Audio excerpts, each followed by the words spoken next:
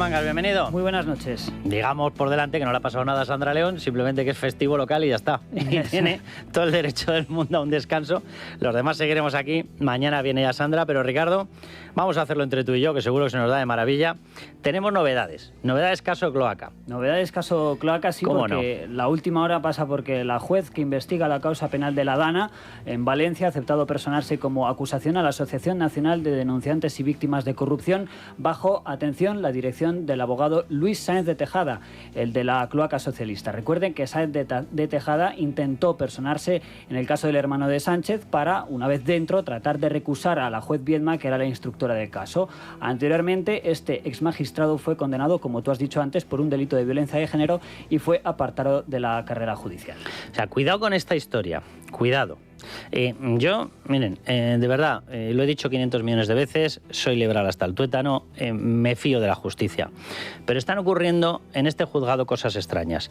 Este juzgado es el mismo que decidió que un informe de la UCO, que apuntaba que casi el 90% de las víctimas mortales no venían directamente de la inundación, sino de lo que había provocado esa inundación en el curso del Júcar, de lo que había pasado porque estaba totalmente lleno de porquería el Barranco del Pollo, y como un desbordamiento repentino había provocado una riada. Bueno, pues esa riada del Barranco del Pollo, el desbordamiento del Barranco del Pollo por no haber limpiado las cuencas hidrográficas, resulta que se llevó por delante, según la UCO, casi el 90% de las víctimas mortales. 200 personas habrían correspondido al desbordamiento del Barranco del Pollo. ¿Saben lo que hizo la juez? Cogió ese informe y lo tiró a la basura. Literal. Lo puedo decir con esta tranquilidad porque fue literalmente así. No estimó el informe. Yo no sé, el otro día lo intentaba recordar.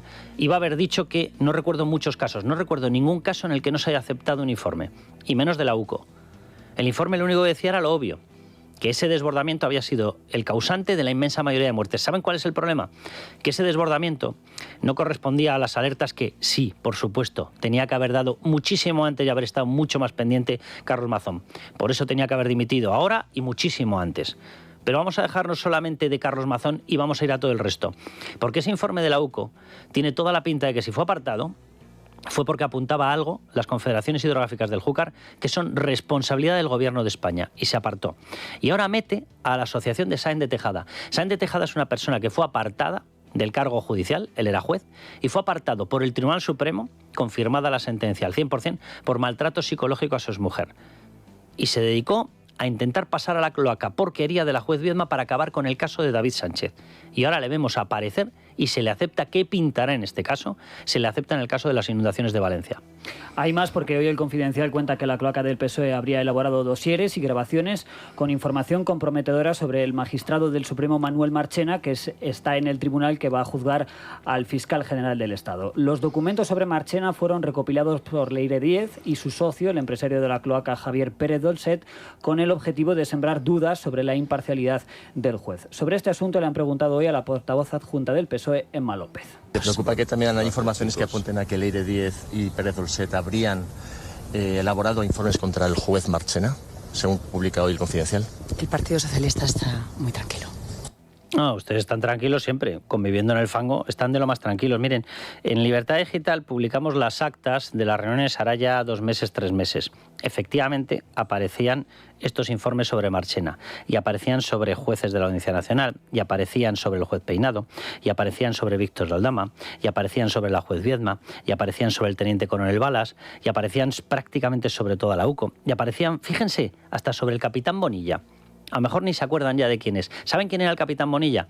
El capitán Bonilla era esa persona sobre la cual se inventaron toda la maquinaria de la famosa opinión sincronizada y de la información sincronizada, es decir, en Radio Televisión Española, que le dieron pábulo por todas partes, el bulo de que la UCO estaba intentando poner una bomba lapa en el coche de Pedro Sánchez, en el coche del presidente del gobierno. Un pedazo de bulo que aguantó unos 15 minutos. Giorgetti sacó las informaciones, sacó las grabaciones íntegras, las conversaciones íntegras, y ¿qué es lo que se vio? Que habían recortado, que habían hecho un corta y pega, literalmente, habían dejado las frases que querían y habían cortado las intermedias para que pareciese que era esa la información. Era justo al revés. Lo que decía el capitán Bonilla era: a este paso daremos gracias si no nos ponen a nosotros una bomba. Eso era lo que decían. Le dieron la vuelta por completo, manipularon por completo, tergiversaron por completo las conversaciones. Bien, pues todo eso aparecía ahí. Y nos dice Emma López, la portavoz adjunta, que se sienten muy cómodas. Sí, pues Pues debe ser porque os encanta el fango. Y sobre la cloaca, el presidente de Castilla-La Mancha, el socialista Emiliano García Paje, ha vuelto a pedir al PSOE lo siguiente.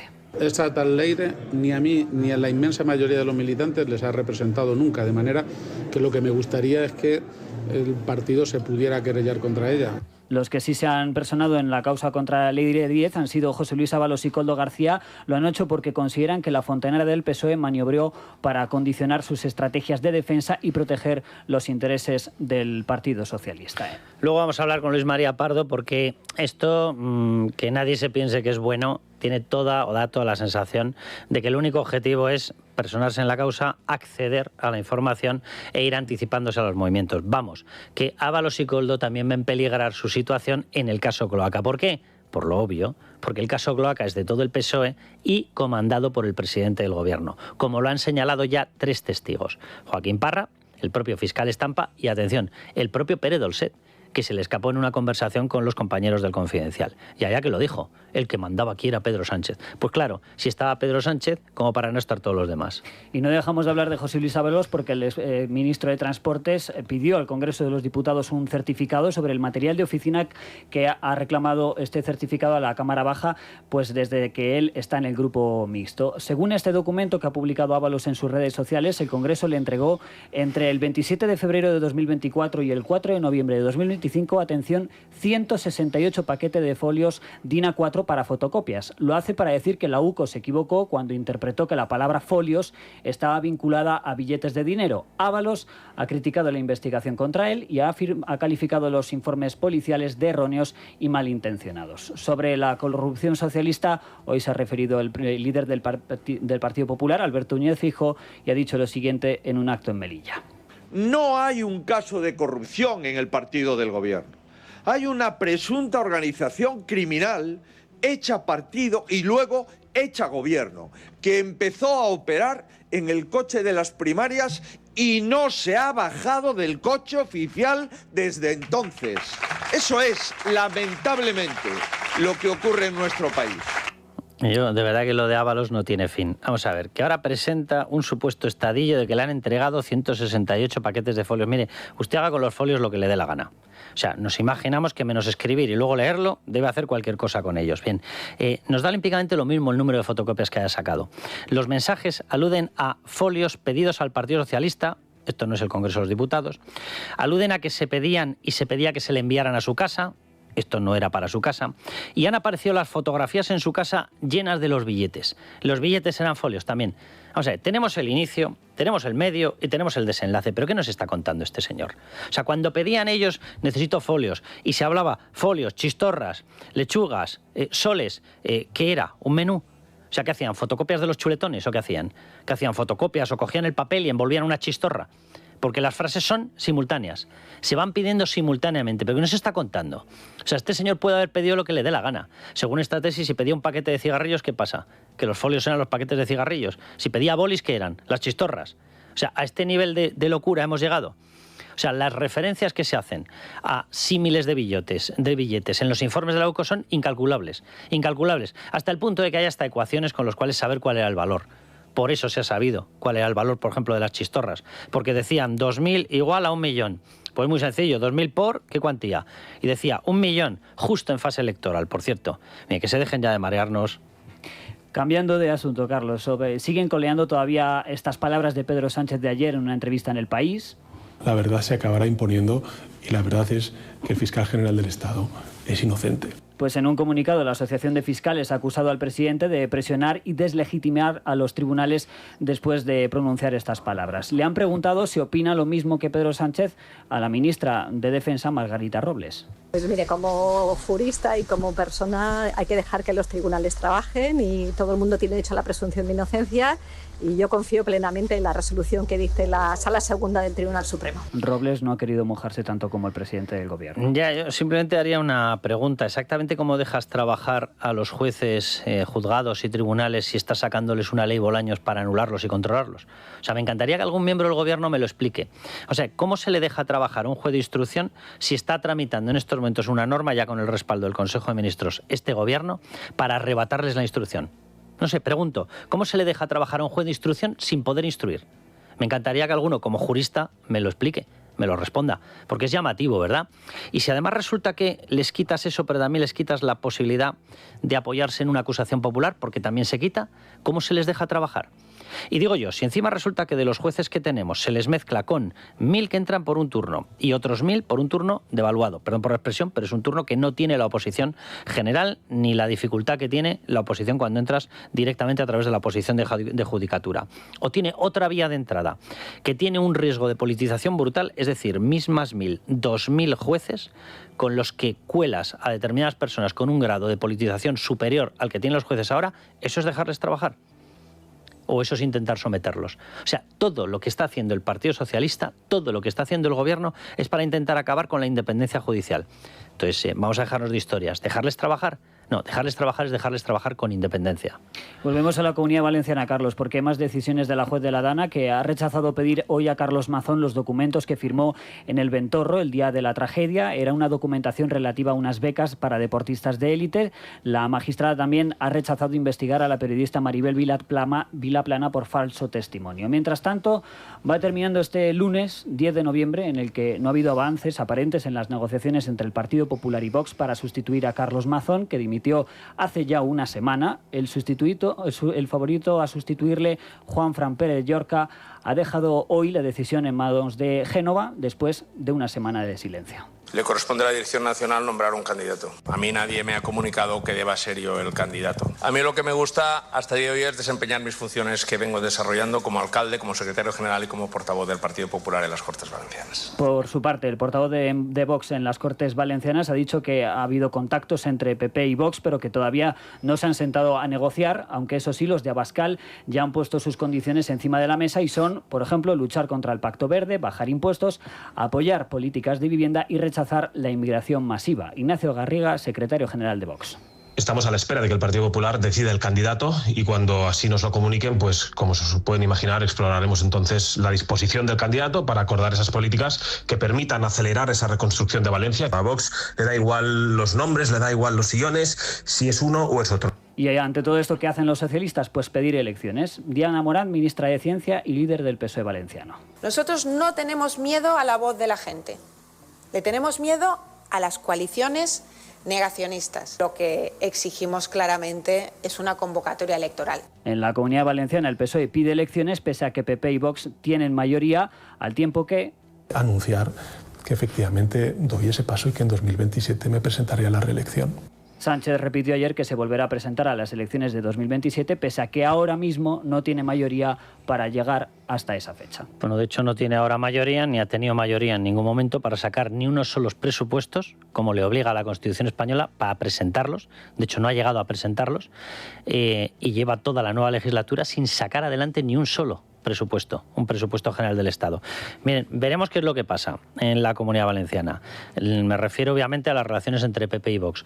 Espero que el tema de Extremadura mezclado con la Comunidad Valenciana, y me refiero al proceso electoral en Extremadura, no genere un problema. Porque como veamos que uno lo utiliza para generar problemas, tensar la cuerda, me refiero a Vox, de forma que el acuerdo sea insalvable en la Comunidad Valenciana, porque de esa manera dejamos claro que somos más duros y así ganamos voto en Extremadura y con eso se pone en peligro la Comunidad Valenciana, o por parte del otro, Partido Popular, resulta que es incapaz de avanzar, porque oye, escuchamos los 4 puntos, rechazar la inmigración masiva, más que masiva habría que decir ilegal, y es perfectamente asumible. Luchar contra el Pacto Verde es más necesario que nunca. Vamos a dejarnos de historias. Esto es una barbaridad. Nos está costando de todo en dinero y de todo en vidas. Bajar impuestos, como no, por amor de Dios, que llevamos un saqueo fiscal que es absolutamente inasumible, y apoyar políticas de vivienda. Pero a ver si aquí no empezamos con determinadas cosas enloquecidas. Porque esto de apoyar políticas de vivienda, como genérico, suena muy bien. Ahora habrá que preguntar cómo. Y el cómo es poniendo suelo a disposición. Y es generando vivienda. ¿Vivienda social? Vivienda libre, básicamente. Porque lo que hay que hacer es que la gente pueda comprar su vivienda. ¿Que para un cupo pequeño necesitas vivienda social? Vale, para un cupo pequeño. Porque si todo el mundo pasa a depender de ese cupo, a mí que me expliquen quién lo paga. Bien, si en esto son incapaces de ponerse de acuerdo, apaga y vámonos. Pero veremos hasta qué punto se tensa la cuerda con el tema de las elecciones extremeñas, que hoy había ya demasiadas informaciones apuntando a intereses de, si pongo el listón muy alto en la Comunidad Valenciana, quedo de maravilla en la comunidad extremeña para robarle voto desde Vox al PP. Los experimentos casi cada uno en su casa, y a poder ser con gaseosa. Y en cuanto a la estabilidad o no de la legislatura de Pedro Sánchez, en el Gobierno siguen confiando en sacar adelante los presupuestos, pese a que el Ejecutivo ya acumula un retraso de 1 mes y 1 semana para por lo menos presentarlos ante el Congreso. Ante la inestabilidad, el líder del PP, Alberto Núñez Feijóo, ha dicho esta frase. Hoy hay más probabilidades de que el Congreso apruebe leyes del Partido Popular a que apruebe leyes propuestas por el Gobierno de España. Mientras tanto, hoy tenemos nuevas encuestas, una de El Español que da 41 escaños a Feijóo más que a Pedro Sánchez. El PP podría gobernar en solitario con la abstención de Vox. Luego en nuestra tertulia analizaremos todo esto con nuestro experto demoscópico Arcadio Mateo. Y todo esto en un día en el que Esquerra ha decidido dar un poco más de oxígeno a Sánchez. Los de Junqueras han decidido aplazar hasta 2026 el debate en el Congreso de la ley para que Cataluña recaude el IRPF, al tiempo que el fugado Puigdemont ha cargado contra Sánchez porque, según él, le han puesto en la diana después de que Junts anunciara que iba a enmendar todas las iniciativas del Gobierno. Puigdemont ha acusado a lo que él llama maquinaria de propaganda socialista y los medios subvencionados, dice, porque han comenzado una campaña contra su partido. Me entra la risa floja leyendo esto, que los de Junqueras, los de Esquerra, han decidido aplazar hasta 2026 el debate sobre la ley para que Cataluña recaude el IRPF. Ya la están construyendo. La agencia tributaria catalana ya se está construyendo. ¿Saben con qué dinero? Con el suyo, con el mío, con el de Ricardo, con el de todos los que nos están escuchando, con el de todos los españoles. Ya la están fabricando, ya están multiplicando los equipos inspectores. Ya tienen claro que les van a dar acceso a los datos. ¿Por qué? Pues porque en ese departamento manda María Jesús Montero y se acabó la historia. Si puedes filtrar datos de un particular, si puedes filtrar conversaciones de su equipo jurídico con la Fiscalía, como para no filtrar datos de supuestas inspecciones. Miren, eso ya está en marcha. Eso ya está en marcha. ¿El debate parlamentario lo dejan? Claro, ¿saben por qué lo dejan? Porque Pedro Sánchez es esa persona que dijo que él podía gobernar sin el Parlamento. Les importa un soberano comino ese debate parlamentario. Esa norma va a abrir las puertas para que se cree esa agencia tributaria catalana, para que acceda a los datos. Y una vez que tengan los datos, ¿saben qué datos tienen? Los que no pudieron conseguir ni tan siquiera el 1 de octubre de 2017. De esto estamos hablando. Y como saben que ya lo están construyendo, y esto no es que lo esté denunciando yo, es que lo está denunciando la Asociación de Inspectores de Hacienda, directamente. La Asociación Profesional de Inspectores está diciendo que en estos momentos ya se está trabajando en esos equipos. ¿Están trabajando en esos equipos para no hacer nada? ¿Para esperar a 2026? ¿O porque saben perfectamente que van a empezar a acumular ya datos? Y que cuando tengan esos datos, ¿de quién dependen los contribuyentes catalanes? ¿De la Agencia Nacional, de la Agencia Tributaria Nacional? Sí, y de la catalana. Por tanto, podrán hacer lo que quieran con cada uno de ellos. Más cosas, porque los Reyes han comenzado hoy su primer viaje oficial a China, un viaje que se enmarca en el acercamiento del gobierno de Pedro Sánchez al régimen de Pekín en contra de lo que está haciendo la Unión Europea. El Ejecutivo de Sánchez pretende atraer inversiones y tratar de reducir el déficit comercial que tenemos con China de cerca de unos 40.000 millones. El ministro de Economía, Carlos Cuerpo, está acompañando a los Reyes en ese viaje. Lo importante es que el refuerzo de la cooperación entre España y China sirve también al refuerzo de la relación entre la Unión Europea y China. Por lo tanto, estamos aquí para avanzar en esa línea y en ese sentido yo creo que es un win-win, tanto para nosotros como para nuestros socios europeos, todo lo que podamos reforzar esta relación. Mientras tanto, en Extremadura, la central nuclear de Almaraz está siendo la protagonista de la campaña de las elecciones que se harán en diciembre, el 21 de diciembre. Hoy la presidenta extremeña, María Guardiola, ha pedido a Pedro Sánchez que prorrogue la vida útil de la central después de mostrarse dispuesto a estudiarlo ayer mismo. Él tiene que pronunciar 4 palabras que son muy básicas. Almaraz no se cierra. Las empresas ya han solicitado su prórroga e, insisto, lo único que tiene que hacer el Gobierno es publicarla en el Boletín Oficial del Estado y dejar de dar vueltas para encontrar la manera de ganar el relato una vez más. Lo cierto es que Miguel Ángel Gallardo, el líder de los socialistas extremeños, también se ha mostrado a favor, pero para hacerlo es necesario el apoyo de Sumar, que no está dispuesto a ceder. Aseguran los de Yolanda Díaz que el cierre de la central en 2027 estaba en el acuerdo de gobierno y que así debe seguir siendo. Lara Hernández es portavoz de la formación de Yolanda Díaz. No podemos prorrogar la vida de las centrales nucleares, cuya energía es cara y además no nos hace soberanos. Solo creemos que exista una razón para ponerse en favor de las nucleares, y es querer beneficiar a los de siempre, al oligopolio energético. Pues fíjese que a mí se me ocurre otra razón, y es que no haya apagones. A usted le importará muy poco. A los españoles, a la gente que tenemos que trabajar, nos importa muchísimo. Claro que necesitamos energía estable. Porque con tanta fotovoltaica y con tanta eólica resulta que tenemos un sistema inestable. Y por mucho que ustedes sigan empeñados en no reconocer lo que ocurrió, no en ese apagón, en el de Canarias, en los 2 locales que han ocurrido hace menos de 30 días, en todos esos, la razón, la causa real, fue que tenemos un sistema inestable. ¿Por qué? Pues porque no es previsible el sol, porque no es previsible el viento. La energía nuclear, pues sí, da la casualidad que sí. La térmica, sí, da la casualidad que sí. El ciclo combinado de gas, sí, da la casualidad de que sí. Por eso son estables. Por eso generan una estabilidad y no se nos va a cero el sistema, como decían ustedes. El oligopolio. Estamos pensando en poder trabajar. Entre otras cosas, desde luego no con muchas ganas de pagar sueldos como el suyo, pero lo tendremos que hacer, ¿verdad? Y entre otras cosas, ustedes cobran de lo que nosotros generamos. Y nosotros necesitamos energía para trabajar.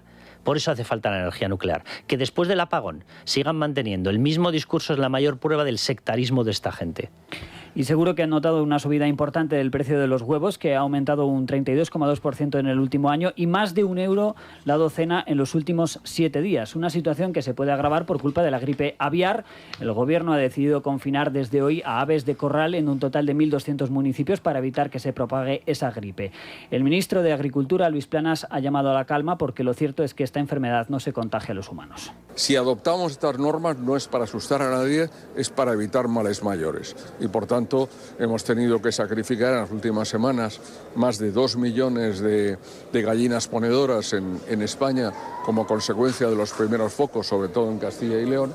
Pero hay que llevar un gran cuidado en relación con ese tema, ¿no? Y una cosa más, Estados Unidos ha interceptado otra narcolancha con 6 personas que han muerto en 2 ataques de los estadounidenses en el Pacífico. Pues esto es una de las cosas de las que se queja Pedro Sánchez, que dice que no se tiene que luchar contra el narcotráfico. Digo yo, que se habrá referido a esto, porque era en referencia a Estados Unidos y era diciendo que es que los países tienen derecho a su soberanía y su soberanía incluye, por ejemplo, llenar todo el planeta de droga. ¿Este es el planteamiento de Pedro Sánchez?